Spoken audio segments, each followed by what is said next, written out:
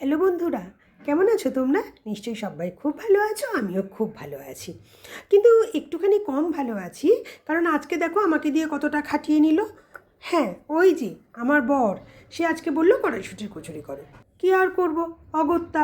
কিন্তু ফাঁকিবাজে আমি কতখানি সেটা তোমরা আজকে রেসিপিটা দেখলেই জানতে পারবে। কড়াইশুঁটিগুলোকে তো আগে ছাড়িয়ে নিয়েছি, তারপরে কাঁচা লঙ্কা, আদা, জিরে গুঁড়ো আর নুন দিয়ে ভালো করে পেস্ট বানিয়ে নিয়েছি। এমন পেস্ট বানিয়েছি যাতে তুমি একটাও গোটা কড়াইশুঁটি খুঁজে পাবে না। কিন্তু দলাই মালাই করে তো আর খাওয়া যাবে না, কাঁচা গন্ধ বেরোবে।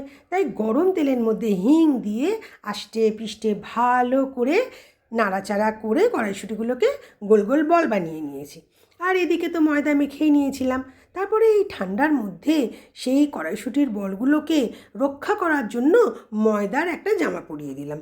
তারপরে ভালো করে গোল করে বেলার জন্য প্রস্তুত হয়ে গেলাম। আর এদিকে তো আলুর দমটা আগে বানিয়েই নিয়েছি। এই যে দেখো কিভাবে দেখেছো বানিয়েছি, এইটুকুটুকু নয়, এই সা বড় বড়। দেখো তেল খেয়ে একেবারে তাগড়াই হয়ে গেছে কড়াইশুঁটিগুলো, ঠিক আমার মতন।